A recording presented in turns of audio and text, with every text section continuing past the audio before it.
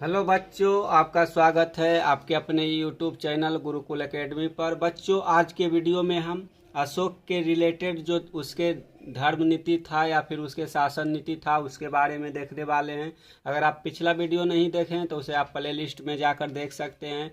वहाँ चैप्टर 2 के हम 2 वीडियो डाल चुके हैं। ये चैप्टर 2 का लेक्चर नंबर 3 है। तो चैप्टर नंबर 2 के लेक्चर 1 और लेक्चर 2 को अगर आप नहीं देखें तो उसे देख लीजिए, उसके बाद इसको देखिएगा, क्योंकि जो पीछे छूट गया है टॉपिक वो अगर आप नहीं समझिएगा तो आगे के जो वीडियो में हम पढ़ाने वाले हैं वो आपको समझ में नहीं आएगा। तो आप जब कंटिन्यूटी बनाकर रखेंगे तो आपको चैप्टर में जितने भी फैक्ट है वो सभी समझ में आएंगे। तो आज के वीडियो में हम अशोक के धम्म के बारे में देखने वाले हैं, यानी कि धम्म का मतलब कि जो अशोक का नियम था उसके बारे में देखने वाले हैं। पीछे के वीडियो को आप जाकर जरूर देखिएगा। तो यहाँ देखते हैं अशोक का धम्म। तो अशोक का धम्म क्या था इसके बारे में देखते हैं। तो धम्म एक नियमावली है। अशोक ने अपने अभिलेखों के माध्यम से धम्म का प्रचार किया, यानी कि जो धम्म है वह एक नियमावली है, यानी कि किस प्रकार से आम लोग जो है अपने दिनचर्या को जारी रखेंगे और किस प्रकार के कार्य करेंगे और किस प्रकार के कार्य नहीं करेंगे, उन सभी नियमावली के सूचियों को हम धम्म कहते हैं। उसी धम्म का प्रचार प्रसार करने के लिए अशोक ने अभिलेख लिखवाना शुरू किया और इसी अभिलेख के माध्यम से अशोक ने अपने सभी धम्मों को जनता तक पहुंचाया, उनको अवगत करवाया। अगला पॉइंट है कि अशोक के द्वारा प्रचारित धम्म इस प्रकार, यानी कि जो अशोक ने अपने धम्म का प्रचार प्रसार अभिलेखों के माध्यम से किया, उस धम्म में क्या क्या था उसके बारे में देख लेते हैं। तो यहाँ पहला पॉइंट है कि बड़ों का आदर करना, यानी कि अपने से जो बड़े बुजुर्ग थे उनका आदर करना, उसको उनको सम्मान देना। इस प्रकार के जो नियम थे वो धम्म अशोक के धम्म के अंतर्गत आता था। दूसरा पॉइंट है कि सन्यासियों और ब्राह्मणों के प्रति उदारता, यानी कि जो सन्यासी लोग हैं और ब्राह्मण लोग हैं उनको उदार रूप से देखना और उनको किसी प्रकार की भिक्षा हो या फिर उनको खाने की व्यवस्था हो वो कर देना, जिससे उनके प्रति उदार व्यवस्था, जो उदार भावना है वो लोगों को रखने के लिए बोला गया। तीसरा पॉइंट है कि सेवकों और दासों के साथ उदार व्यवहार, यानी कि जो सेवक हैं और जो दास हैं उनके साथ अच्छा व्यवहार रखना, उन्हें किसी प्रकार की प्रताड़ना न करना। इस प्रकार के जो नियम कानून थे वो अशोक द्वारा लोगों को समझाया गया कि आप ऐसा अगर कीजिएगा तो आपके आने वाले जीवन में अच्छे समय आएगा और आप सभी लोगों से अच्छे से जुड़े रहेंगे। अगला पॉइंट है कि दूसरों के धर्मों और परंपराओं का आदर करना, यानी कि जो अशोक था, अशोक का व्यक्तिगत धर्म बौद्ध धर्म था, लेकिन वो अन्य सभी धर्मों का भी आदर करता था और सभी लोगों को बताता था कि आप जिस धर्म के हैं उस धर्म के अलावा आप सभी धर्म का आदर कीजिए, ताकि जो बाकी का लोग हैं वो भी आपके धर्मों का आदर करे और आपको सम्मान दे सके। तो इस प्रकार से देख लिए कि जो अशोक के द्वारा प्रचारित धर्म था वह किस प्रकार से था। तो आप शॉर्ट रूप में इसे अपने कॉपी में लिख सकते हैं, जिससे आप रिवाइज आसानी से करेंगे और आपको अच्छे से समझ में आएगा। अब आगे चलते हैं, आगे पॉइंट क्या है उसको देख लेते हैं।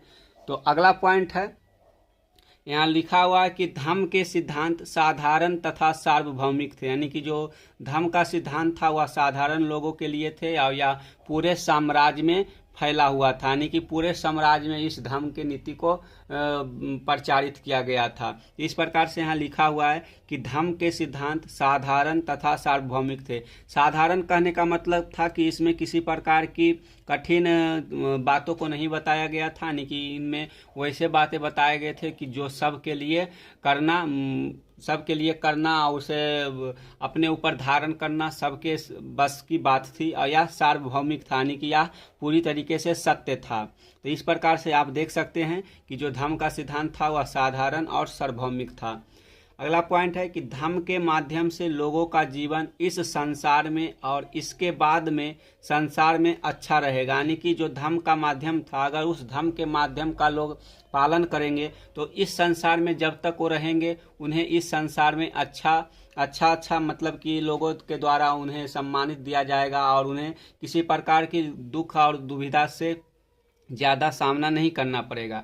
इसके बाद अगर इस संसार को छोड़कर दूसरे संसार में जाते हैं, तब भी अगर आप उनके द्वारा अच्छे कार्य किए हुए हैं तो इस संसार में उनके गुणगान होगा। तो इस प्रकार से अशोक लिखवाते हैं कि धर्म के माध्यम से लोगों का जीवन इस संसार में और इसके बाद में संसार में अच्छा रहेगा। यानी कि जब तक इस संसार में है, जब तक तो उनका गुणगान इस संसार में होगा ही।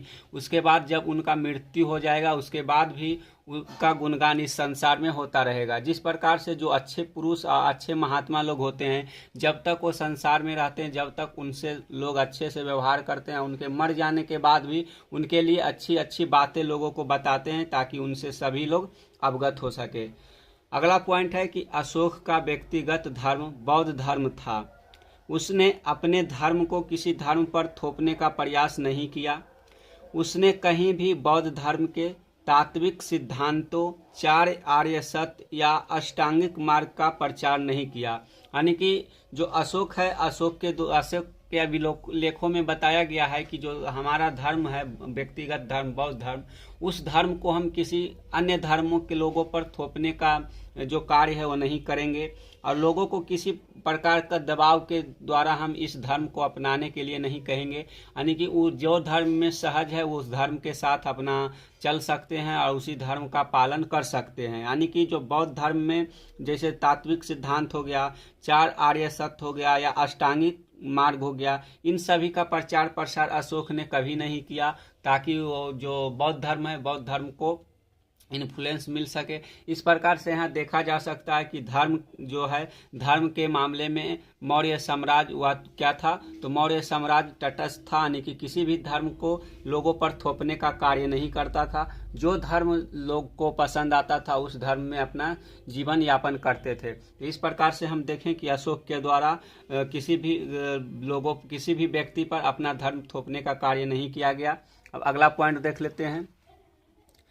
तो यहाँ अगला पॉइंट है कि उसने ऐसे नैतिक सिद्धांतों का प्रचार किया जो सभी धर्मों के सिद्धांतों और व्यवहारों एवं निषेधात्मक दो पहलू थे। यानी कि अशोक क्या था, अशोक ने ऐसे धर्म का पालन किया। यानी कि जो अशोक थे, अशोक ऐसे नैतिक सिद्धांतों का प्रचार किया जो सभी धर्मों के सिद्धांत, व्यवहारिक एवं निषेधात्मक दो अलग अलग पहलू थे। यानी कि जो अशोक का धर्म था, अशोक का धर्म किसी धर्म से संबंधित नहीं था। यानी कि अशोक के द्वारा जो प्रचारित धर्म था वह सभी धर्मों के निचोड़ था। यानी कि सभी धर्मों में वो पालन किया जाता था और उसी धर्म को सभी को पालन करने के लिए कहा गया। जैसे कि बड़ों का आदर करना, ये सभी धर्मों में सिखाया जाता है। इसके साथ साथ लोगों से अच्छे व्यवहार करना, ये भी सभी धर्मों में बताया जाता है। तो इस प्रकार से जो अशोक था, अशोक ने भी नैतिक सिद्धांतों का प्रचार किया। इसके साथ साथ व्यवहारिक एवं निषेधात्मक पहलुओं पर भी जोर दिया। यानी कि व्यवहारिक सिद्धांत का मतलब हुआ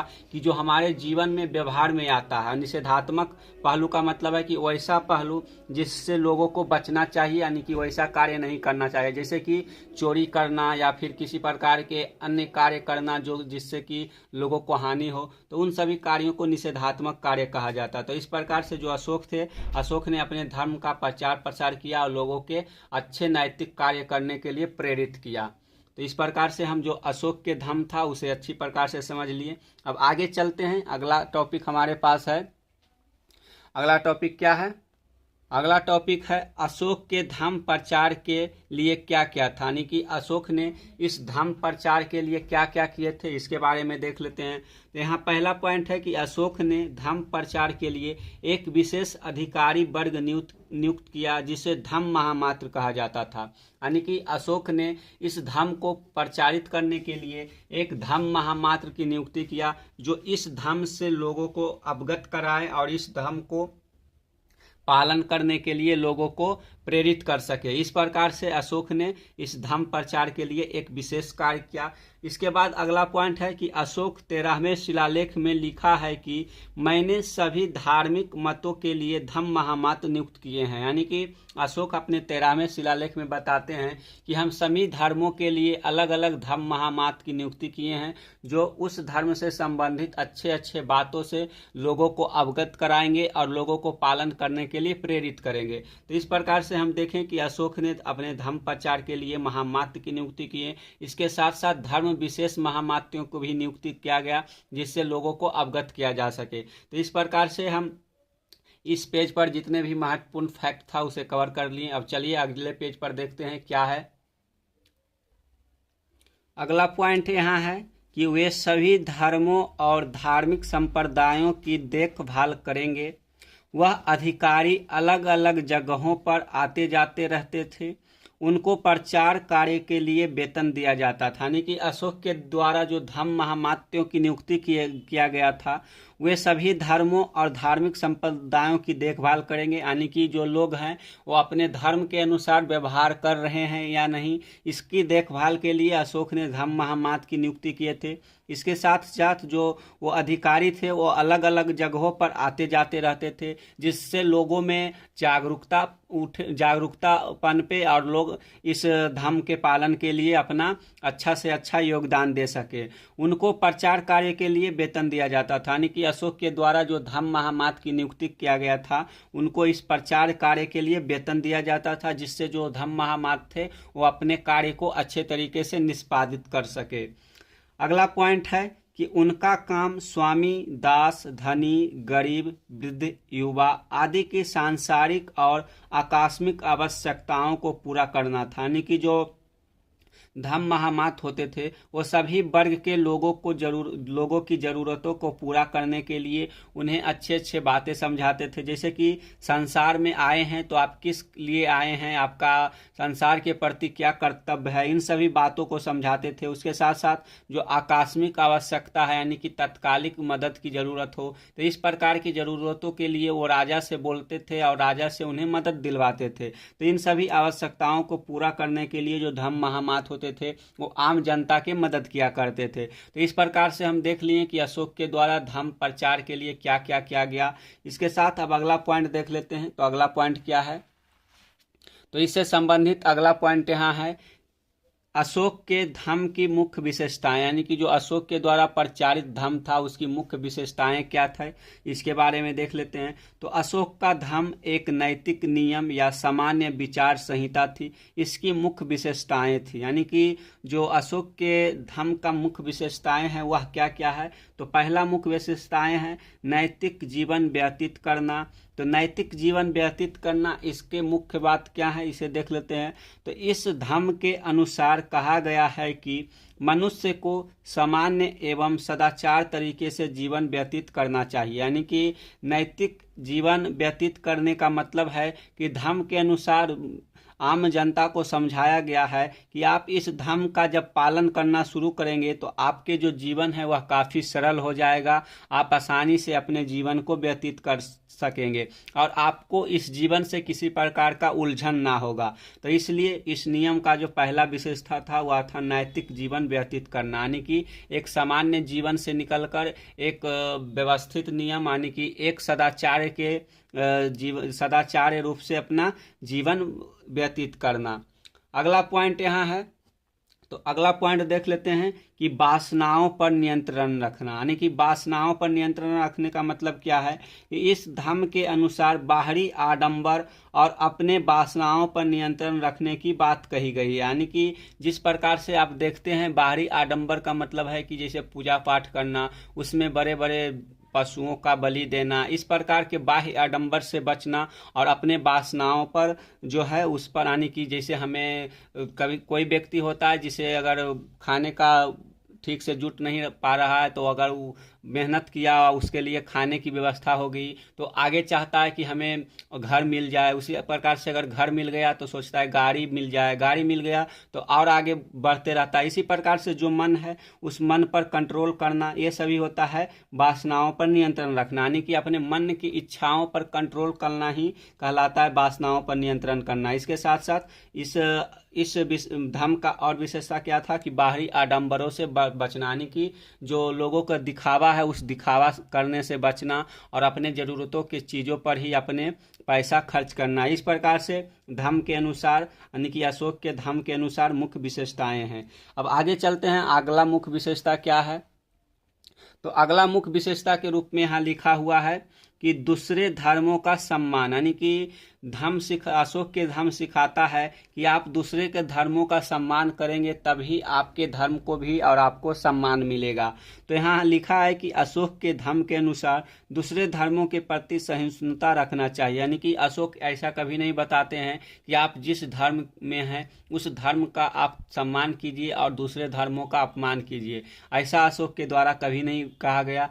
खुद जो अशोक है वो बौद्ध धर्म का पालन करते थे, लेकिन वो कभी आम जनता पर ये दबाव नहीं डाले कि आप भी जो बौद्ध धर्म है उसका पालन कीजिए और अपने धर्म को छोड़ दीजिए। तो इस प्रकार से हमें जानकारी मिलता है कि जो अशोक के द्वारा प्रचारित धर्म था उसमें बहुत सारी विशेषताएं थी। अगला विशेषता है कि जीव जंतु को क्षति ना पहुंचाना, यानी कि अशोक आम जनता को बोलते हैं कि जिस प्रकार से आप अपनी आवश्यकता पूरा करने के लिए जितना चीज़ों की ज़रूरत है उतना ले लीजिए, उसे अत्यधिक लेने की लालच में आप अन्य जीवों को नुकसान पहुंचाएंगे। तो इस नुकसान से बचने के लिए अशोक बताते हैं कि आप जीव जंतुओं को क्षति ना पहुँचाएँ।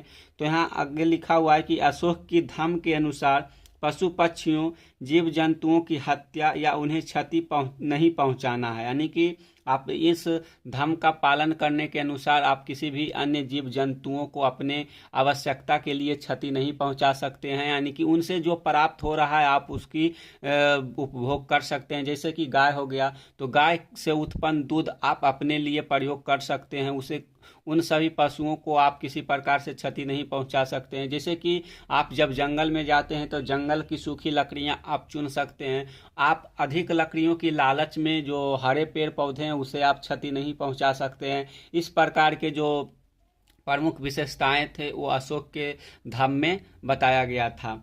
अगला पॉइंट है कि सबके प्रति दयालु बनना, यानी कि वो जीव हो या फिर मानव हो या फिर अन्य प्रकार के पशु पक्षी हो, उसके प्रति आप दयालु भावना रखिए जिससे आपको भी उनका प्यार मिलेगा। तो अपने नौकर और अपने से छोटे के प्रति दयालु बनना और सभी का आदर करना इस अशोक के धर्म के द्वारा सिखाया जाता है। तो इस प्रकार से देख लिए कि अशोक की जो धर्म था उसके मुख्य विशेषताएं क्या थी। तो चलिए अब चलते हैं अगले पेज पर क्या लिखा हुआ है उसे देख लेते हैं। धर्म की अगला विशेषता है, यहाँ लिखा हुआ है कि सभी का आदर करना, यानी कि धर्म के अनुसार जो धर्म की अगला विशेषता है उसमें बताया गया है कि सभी का आदर करना, जैसे कि माता पिता, गुरुजनों, मित्रों, भिक्षुओं, सन्यासियों, अपने से छोटे और अपने से बड़े सभी का आदर करना इस धर्म में सिखाया गया है।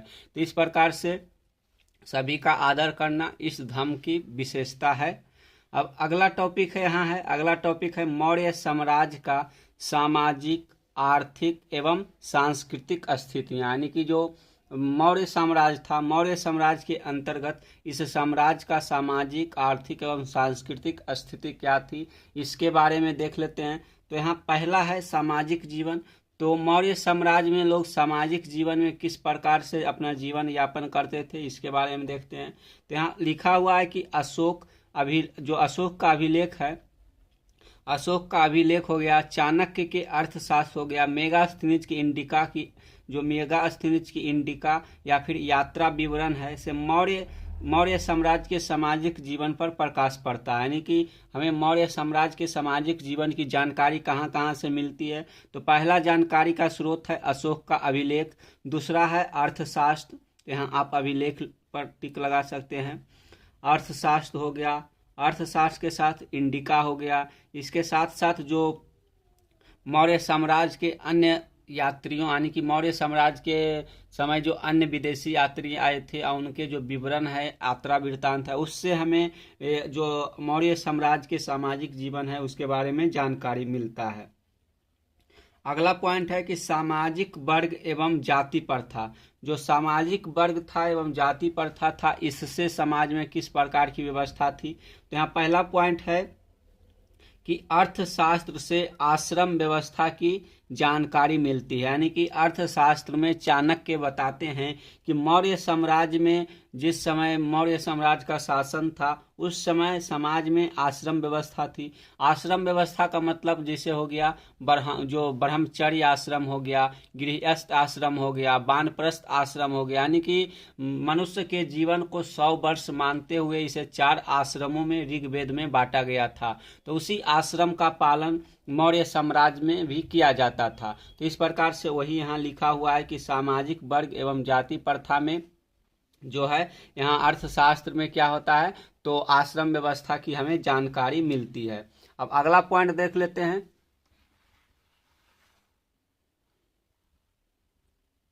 तो अगला पॉइंट है कि क्षत्रिय एवं वैश्य प्रतिष्ठित थे। यानी कि जो समाज में क्षत्रिय वर्ग के लोग थे और वैश्य वर्ग के लोग थे, वो काफी प्रतिष्ठा उनको प्राप्त था। यानी कि जो क्षत्रिय लोग थे वो शासन में अपना भागीदार निभाते थे, जैसे कि सैनिक का कार्य करते थे, और जो वैश्य लोग थे ये अपना राजा को कार्य प्रदान करने में सहायता करते थे। यानी कि वैश्य लोग से ही, जैसे जो वैश्य लोग होते थे वो व्यापार करते थे, कृषि कार्य करते थे, इन सभी कार्यों से राजा को कार्य देते थे। इसलिए ये भी अपना जो समाज है, समाज में प्रतिष्ठित जीवन व्यतीत करते थे।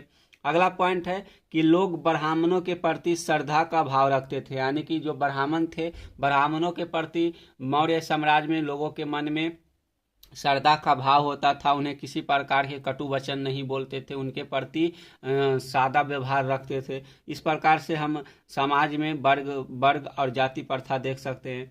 अगला पॉइंट है कि मेगास्थनीज की इंडिका के अनुसार समाज 7 समुदाय में विभाजित था। यानी कि मेगास्थनीज अपने पुस्तक इंडिका में लिखता है कि मौर्य साम्राज्य के समय जो समाज था वह 7 वर्गों में विभाजित था। तो उन 7 वर्गों में जो मेगास्थनीज था वह किस प्रकार से विभाजित किया, तो पहला वर्ग था दार्शनिक। यानी कि दार्शनिक वर्ग के अंतर्गत जैसे टीचर आ गए हैं, इसके साथ साथ साधु महात्मा आ गए हैं, इन प्रकार के लोगों को दार्शनिक वर्ग में रखा गया। किसान वर्ग हो गया, अहीर वर्ग हो गया। अहीर वर्ग मतलब कि वैसे वर्ग जो राजा के कार्य में सहायता करते थे। इसके साथ कारीगर हो गया, सैनिक हो गया, निरीक्षक हो गया, सभासद हो गया। तो निरीक्षक के अंतर्गत आ गया जैसे कि किले की रक्षा करने वाले। सभासद हो गए जो राजा के मंत्रीगण हो गए, वो सभासद के अंतर्गत आ गए। इस प्रकार से मेगास्थनीज ने समाज को 7 वर्गों में विभाजित किया था।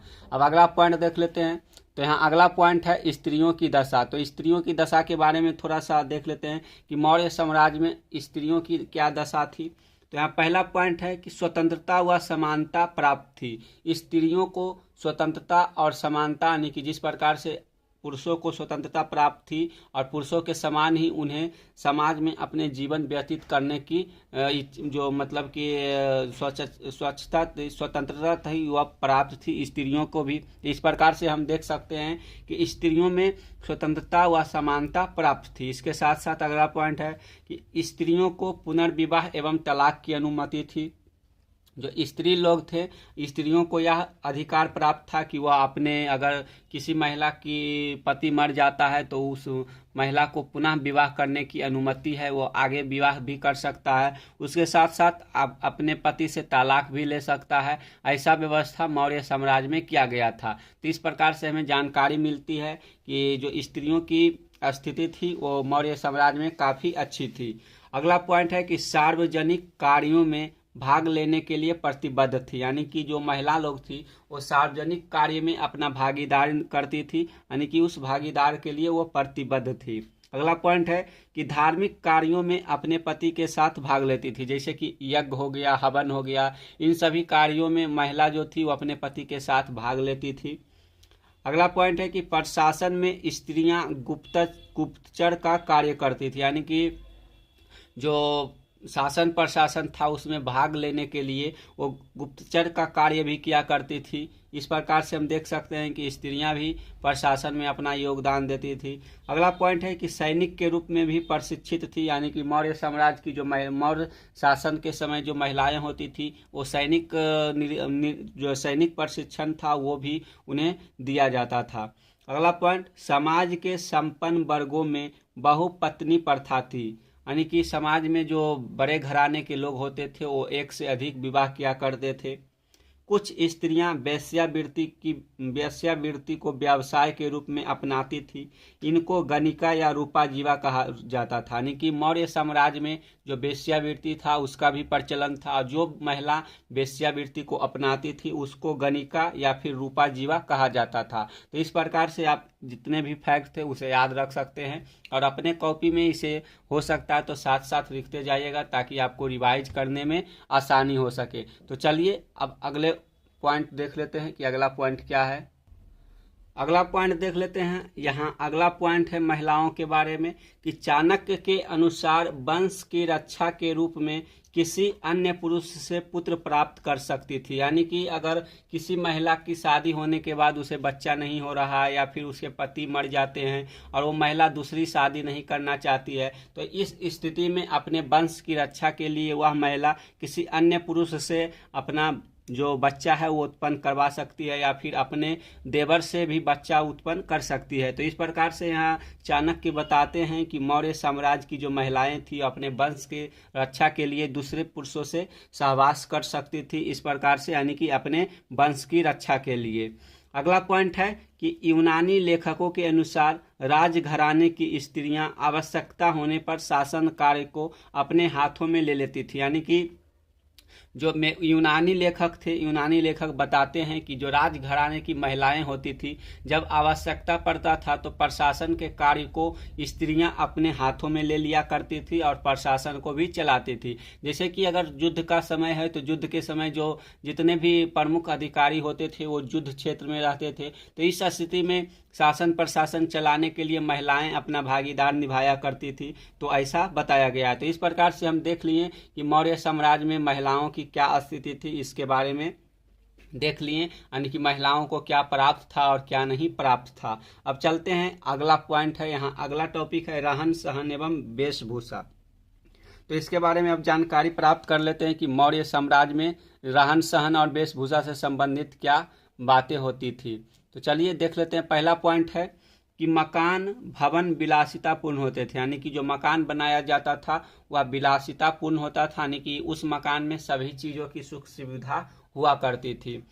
अगला पॉइंट है कि मौर्य साम्राज्य प्रायः समृद्धि का काल रहा। यानी कि मौर्य साम्राज्य जो था वह अपने समृद्धि के उच्च शिखर पर था। यानी कि उस समय लोगों के पास इतनी धन संपदा हुआ करती थी कि वो अपनी आवश्यकताएं की सभी वस्तुएं खरीद सकते थे। अगला पॉइंट है कि पहनावा भड़कीले एवं रंग बिरंगे होते थे। यानी कि मौर्य साम्राज्य के समय जो कपड़े होते थे वो काफ़ी रंग बिरंगे होते थे और भड़काऊ होते थे। अगला पॉइंट है कि लोगों को तरक भरक हीरे जवाहरात का शौक था। यानी कि लोगों को नाच गाना हो गया, हीरे जवाहरात हो गया, आभूषण पहनने का काफ़ी शौक हुआ करता था। अब देख लेते हैं भोजन के बारे में कि मौर्य साम्राज्य के समय लोग भोजन किस प्रकार के किया करते थे।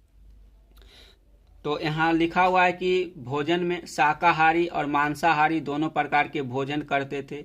दूध हो गया, दही, जौ, चावल, मांस, मछली, इन सभी का भोग किया जाता था मौर्य शासन काल में।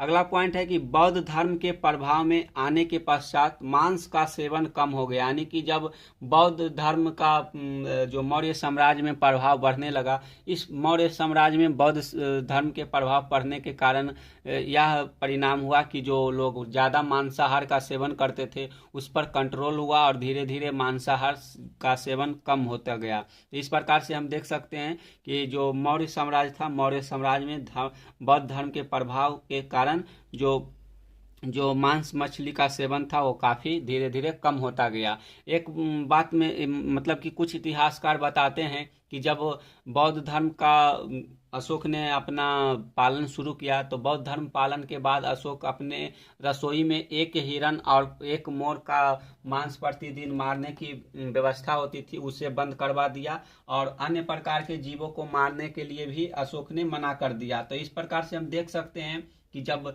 अशोक ने बौद्ध धर्म अपनाया तो जो मांसाहार का सेवन था वो काफ़ी मौर्य साम्राज्य में कम गया। अगला पॉइंट है, यहाँ अगला पॉइंट को देख लेते हैं। तो यहाँ लिखा हुआ है कि मेगास्थनीज लिखता है कि जब भारतीय लोग भोजन करने बैठते थे तो प्रत्येक सदस्य के सामने तिपाई आकार की मेज रख दी जाती थी जिसके ऊपर सोने के थाल में सबसे पहले उबले चावल और उसके बाद पकवान परोसे जाते थे। यानी कि जो मेगास्थनीज है वह अपने यात्रा विवरण में लिखता है कि जो भारतीय लोग होते थे, भारतीय लोग भोजन करने जब बैठते थे तो वो अपना आगे एक छोटा सा टूल लेकर बैठते थे और उस टूल पर सोने के थाल में उन्हें भोजन परोसा जाता था और उस थाल में सबसे पहले उन्हें चावल दिया जाता था, उसके बाद अन्य सामग्री उनके थाल में परोसा जाता था। अगला पॉइंट यहाँ है मनोरंजन। तो मौर्य प्रशासन में मनोरंजन के लिए आम जनता क्या क्या करते थे। तो पहला है नृत्य, संगीत, गायन, नट, यानी कि जो नट लोग होते हैं वो रातों में अपना नाच प्रोग्राम करते हैं, वे सभी आम जनता के मनोरंजन के लिए कार्य क्या करते थे। इसके साथ साथ घुड़दौड़ हो गया, पशुओं का युद्ध हो गया, नौकायान हो गया, जुआ हो गया, धनुर्विद्या हो गया, इन सभी समाज में प्रचलन थे मनोरंजन के लिए। तो इस प्रकार से हम देख सकते हैं कि जो मौर्य साम्राज्य था, मौर्य साम्राज्य में मनोरंजन के लिए बहुत सारे साधन उपलब्ध थे। अब चलिए अगला टॉपिक देख लेते हैं। अगला टॉपिक के रूप में क्या, अगला टॉपिक है आर्थिक जीवन। तो मौर्य साम्राज्य में आर्थिक जीवन किस प्रकार से था, यानी कि लोगों की अर्थव्यवस्था कैसी थी। तो यहाँ लिखा है कि मौर्य साम्राज्य की अर्थव्यवस्था कृषि, पशुपालन व वाणिज्य पर आधारित थी, जिनको सम्मिलित स्पर्श वार्ता कहा जाता था। यानी कि जो मौर्य काल की आर्थिक व्यवस्था थी वह लोगों की अर्थव्यवस्था क्या थी, तो कृषि, पशुपालन व वाणिज्य पर निर्भर था। यानी कि राज्य को अधिकतर कर की प्राप्ति कृषि से हुआ करता था, इसके साथ साथ पशुपालन और व्यापार से हुआ करता था। तो इस प्रकार से आप देख सकते हैं कि मौर्य साम्राज्य की अर्थव्यवस्था कृषि, पशुपालन और वाणिज्य पर टिका हुआ था। इन तीनों को सम्मिलित रूप से स्पर्श वार्ता कहा जाता है। यानी कि तीन जो कृषि हो गया, पशुपालन हो गया, वाणिज्य हो गया, ये तीनों आपस में मिले हुए थे, तो इसलिए इसे स्पर्श वार्ता कहा जाता है। तो आपको अगर क्वेश्चन में पूछा जाए कि मौर्य साम्राज्य के जो आर्थिक जीवन थे उसे किस प्रकार की वार्ता कहा जाता है, तो आप आंसर में लिख सकते हैं कि उस समय इन सभी अर्थव्यवस्थाओं को सम्मिलित रूप से स्पर्श वार्ता कहा जाता है। तो आप इसे हाईलाइट कर सकते हैं, ऐसे आप अपने कॉपी में लिख सकते हैं। अगला पॉइंट है कि मौर्य साम्राज्य के पतन का कारण, यानी कि जो मौर्य साम्राज्य है इसके पतन का क्या कारण था। तो पतन में पहला कारण था कि निर्बल एवं अयोग्य उत्तराधिकारी, यानी कि जब तक अशोक का शासनकाल रहा, जब तक मौर्य साम्राज्य अपने ऊंचाइयों को छूता रहा, जैसे ही अशोक का निधन हुआ उसके बाद अशोक के जो उत्तराधिकारी हुए काफ़ी कमज़ोर हुए और लोगों को यानी कि जो साम्राज्य था उसे संभालने में चूक गए और अपने साम्राज्य को बिखरते छोड़ दिया। अगला पॉइंट है कि केंद्रीय शासन की निर्बलता, यानी कि जो केंद्रीय प्रशासन था, जब केंद्र में मजबूत शासक होता है तो उसका जो प्रांत होता है वो भी उसके कंट्रोल में होता है, लेकिन जैसे ही केंद्र प्रशासन जो है वह कमजोर होता है उसके प्रांतीय प्रशासन बिखरना शुरू हो जाता है। तो इस प्रकार से दूसरा पॉइंट आप लिख सकते हैं कि केंद्रीय शासन की निर्बलता के कारण जो मौर्य साम्राज्य है उसका पतन होना शुरू हुआ। अगला पॉइंट है कि साम्राज्य का प्रशासन, यानी कि जिस प्रकार से साम्राज्य का प्रशासन होना चाहिए उस प्रकार से नहीं था, इसलिए मौर्य साम्राज्य के पतन में अपना एक हिस्सा के रूप में साम्राज्य का प्रशासन भी भागीदार लिया पतन के लिए। अगला पॉइंट है कि प्रांतीय शासकों का अत्याचार, यानी कि जो प्रांतीय शासक थे उसका अत्याचार जनता पर काफ़ी बढ़ गया, जिससे कि जनता भी उन शासकों के प्रति अच्छा व्यवहार नहीं रखने लगे और उसे समय पर कर देना या फिर अन्य प्रकार के जो नियम कानून था उसे पालन करना छोड़ दिए। इस प्रकार से मौर्य साम्राज्य का पतन शुरू हो गया। इसके साथ साथ अत्याचारी शासक हो गया, यानी कि जो मौर्य साम्राज्य में अशोक के बाद जो कुछ शासक आए वो काफ़ी जनता पर अत्याचार करने लगे। इसके साथ साथ मौर्य साम्राज्य की जो दरबार था उसमें षड्यंत्र होने लगा। एक मतलब कि जब दूसरा राजा बनता था उसको हटा के दूसरे राजा को बनाने के लिए काफ़ी षड्यंत्र हुआ करता था और लोगों से जो कर वसूला जाता था आपस में ही यानी कि राजा तक पहुंचने नहीं दिया जाता था, जिस कारण से साम्राज्य की स्थिति काफ़ी कमज़ोर होती गई। इसके कारण यहाँ लिखा हुआ है आर्थिक कारण, तो आर्थिक कारण भी मौर्य साम्राज्य के पतन में अपना भागीदार निभाया। तो इस प्रकार से जितने भी कारण था वो हम आपको लिखा दिए। तो यहाँ आप देख सकते हैं कि मौर्य साम्राज्य के पतन में कितने कारण थे। तो पहला कारण है निर्बल एवं अयोग्य उत्तराधिकारी, केंद्रीय शासन की निर्बलता, साम्राज्य का प्रशासन, प्रांतीय शासकों का अत्याचार, अत्याचारी शासक, दरबार के षड्यंत्र, आर्थिक कारण, इन सभी कारणों को सम्मिलित रूप से हम मौर्य साम्राज्य के पतन का कारण मान सकते हैं। अब चलिए अगला टॉपिक कर चलते हैं। तो यहाँ अगला टॉपिक है मौर्य साम्राज्य की विशेषता या महत्ता। जो मौर्य साम्राज्य थी वो अपने 150 वर्षों में किस प्रकार की महत्ता स्थापित की और इसकी क्या विशेषता थी, इसके बारे में देख लेते हैं। तो चलिए आगे बढ़ते हैं। तो इसके विशेषता के रूप में यहाँ पहला लिखा हुआ है। इसकी पहली विशेषता है कि 9वीं शताब्दी में जब इतिहासकारों ने भारत के प्रारंभिक इतिहास की रचना करनी शुरू की तो मौर्य साम्राज्य को इतिहास का मुख्य काल माना गया। इस समय भारत गुलाम था, यानी कि जब प्राचीन भारत का इतिहास लिखाना शुरू हुआ तो उस समय जो भारत था वह गुलाम था, लेकिन मौर्य साम्राज्य को आधार मानकर प्राचीन भारत की इतिहास का लेखन किया गया। इस प्रकार से हम देख सकते हैं कि प्राचीन इतिहास के लेखन में जो मौर्य साम्राज्य था उसकी काफ़ी महत्वपूर्ण स्थान था, यानी कि इसी को केंद्र में मानते हुए इतिहासकारों के द्वारा प्राचीन इतिहास लिखा गया है। अगला पॉइंट है कि अद्भुत कला का साक्ष्य, यानी कि मौर्य काल से हमें काफ़ी अद्भुत कला का साक्ष्य मिलता है। इसके साथ साथ मौर्य साम्राज्य की जो मूर्ति कला था वह साम्राज्य के पहचान के रूप में जाना जाता है। अगला पॉइंट है अभिलेख। अभिलेख की जो हमें प्राप्ति ज़्यादातर प्राप्ति होती है यह मौर्य साम्राज्य के शासनकाल से होती है, और उसमें भी अशोक का जो शिलालेख है वो काफ़ी इतिहास लेखन में अपना काफ़ी महत्वपूर्ण स्थान रखता है। तो दूसरों से अलग इसे करता है अभिलेख जो है, अभिलेख दूसरे अन्य प्रशासन से इस प्रशासन को अलग करता है। अगला पॉइंट है कि अशोक एक महान शासक था, ये भी मौर्य साम्राज्य की एक अलग विशेषता है। अगला पॉइंट है कि मौर्य साम्राज्य मात्र 150 वर्ष तक ही चल पाया, यानी कि इतनी विशेषताओं के बाद भी जो मौर्य साम्राज्य था उसका शासनकाल काफ़ी कम समय तक चल पाया और ये 150 वर्षों में ही बिखर गया। अगला पॉइंट अब देख लेते हैं कि अगला पॉइंट इसमें क्या है। तो अगला पॉइंट है कि दक्षिण के राजा और सरदार, जो दक्षिण भारत के राजा थे और सरदार थे उसके बारे में थोड़ा सा देख लेते हैं। तो राजा और सरदार के बारे में यहाँ क्या बताया गया है। तो जो दक्षिण भारत थे, यानी कि जो विंध्य पर्वत है, विंध्य पर्वत के दक्षिण के हिस्से को दक्षिण भारत के रूप में जाना जाता है। तो दक्षिण भारत में तमिलनाडु आ जाता है, आंध्र प्रदेश आ गया, केरल आ गया। इन क्षेत्रों में तीन वंश के राजवंशों के शासन था। पहला था चोल, चेर, पांड्य, इन सभी राजवंशों का शासन था। तो चोर, चेर, पांड्य जैसी सरदारियों का उदय हुआ दक्षिण भारत में। इस प्रकार से आप देख सकते हैं कि दक्षिण भारत के राजा और सरदार किस प्रकार से थे। तो इससे संबंधित अन्य मुख्य बातें को आगे अगले पेज पर देखते हैं। तो राजा या सरदार के बारे में अगला पॉइंट है कि हमें ये राजा और सरदार के बारे में हमें कहाँ से जानकारी मिलती है। तो इसके लिए हम यहाँ देख लेते हैं कि ये राज्य समृद्ध तथा अस्थायी थे, यानी कि जो सरदार या सरदारी के राज्य थे जैसे चोर हो गया, चेर हो गया, पांड हो गया, ये जो राज्य थे ये काफ़ी समृद्ध थे, यानी कि समृद्ध और अस्थायी थे, यानी कि ये अस्थायी रूप से अपना कार्य करते थे और ये साम्राज्य काफ़ी समृद्ध था। तो इसका साक्ष्य हमें कहाँ से मिलता है। तो जो प्राचीन तमिल ग्रंथ है या फिर संगम साहित्य है उससे हमें इसका उल्लेख प्राप्त होता है, यानी कि सरदारी और राजा के बारे में, दक्षिण भारत के राजाओं के बारे में हमें जानकारी तमिल या संगम साहित्य से प्राप्त होता है। अब अगला टॉपिक है सरदार और सरदारी। तो सरदार और सरदारी किसे कहते हैं, इसका महत्व क्या था, इसके बारे में देख लेते हैं। तो चलिए, तो यहाँ पहला पॉइंट है कि सरदार एक ताकतवर व्यक्ति होता है जिसका पद वंशानुगत भी हो सकता है एवं नहीं भी, यानी कि जो सरदार होता था उसके पास काफ़ी शक्तियाँ हुआ करती थी, और जो यह सरदार का पद था यह वंशानुगत भी होता था। वंशानुगत कहने का मतलब है कि अगर कोई सरदार है तो उसका बेटा भी सरदार बन सकता है या फिर कोई अन्य व्यक्ति भी सरदार बन सकता है। तो यही यहाँ लिखा हुआ कि सरदार एक ताकतवर व्यक्ति होता है जिसका पद वंशानुगत भी हो सकता है एवं नहीं भी।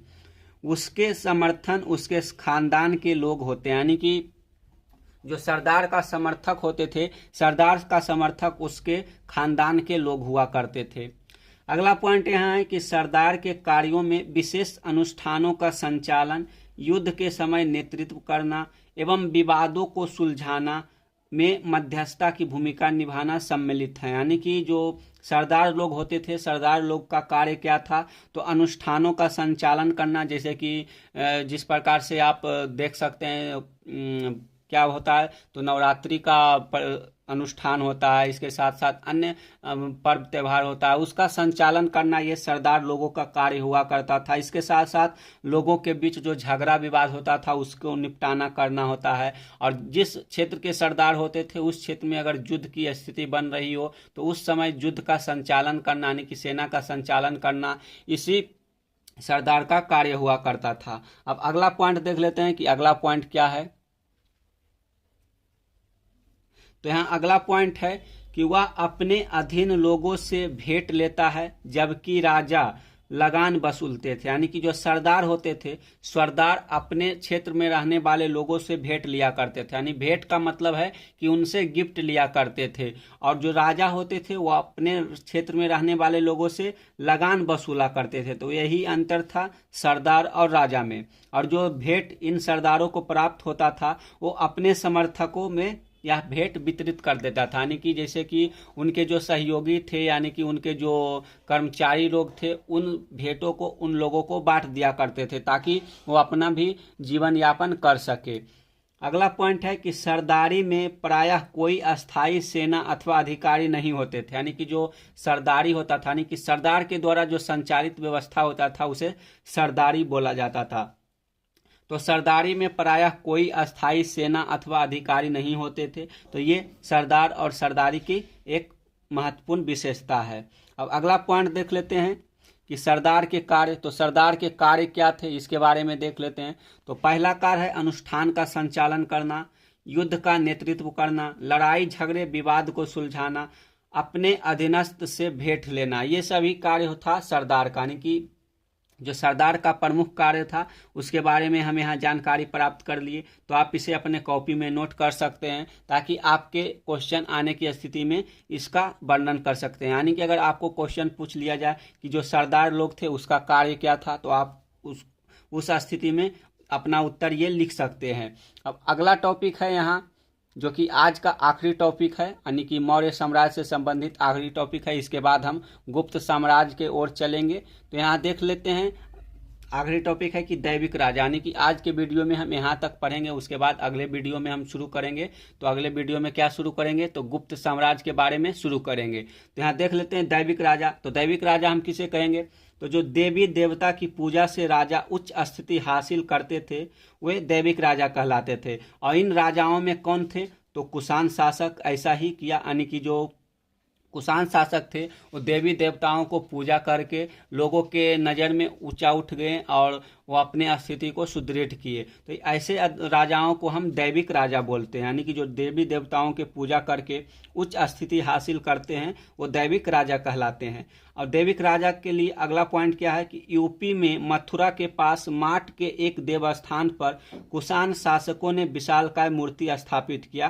तो ये हमें दैविक राजाओं के जो साक्ष्य है वे हमें प्राप्त होता है। तो इस प्रकार से हम जो मौर्य साम्राज्य था, मौर्य साम्राज्य के बारे में जितने भी महत्वपूर्ण टॉपिक था और इससे संबंधित जितने भी महत्वपूर्ण नोट्स बने थे वो हम सारे आपको प्रोवाइड कर लिए हैं। तो आप वीडियो को अच्छी तरीके से देखिए और अच्छे से समझिए। इसके साथ साथ आप अपना एनसीईआरटी का जो बुक है उसे भी खरीद करके पढ़ सकते हैं, जिससे आपको काफ़ी सहायता मिलेगा। तो चलिए आज के वीडियो में इतना ही। अगले वीडियो में हम जो गुप्त साम्राज्य है उससे शुरू करेंगे और गुप्त साम्राज्य के विशेषताओं को देखेंगे और उसके शासन प्रक्रिया को समझेंगे और देखेंगे कि किस प्रकार से जो गुप्त साम्राज्य था वो अपना कार्य क्या करता था। तो चलिए मिलते हैं एक नए वीडियो के साथ। तो अगर आप वीडियो को अंत तक देखें हैं तो वीडियो अगर अच्छा लगा हो, आपके लिए किसी प्रकार के कार्य में हम आपको मदद किए हैं आपकी तैयारी में, तो आप वीडियो को लाइक कर सकते हैं और अपने दोस्तों के साथ भी शेयर कर सकते हैं। तो चलिए मिलते हैं एक नए वीडियो के साथ, तब तक के लिए धन्यवाद। जय हिंद, जय भारत।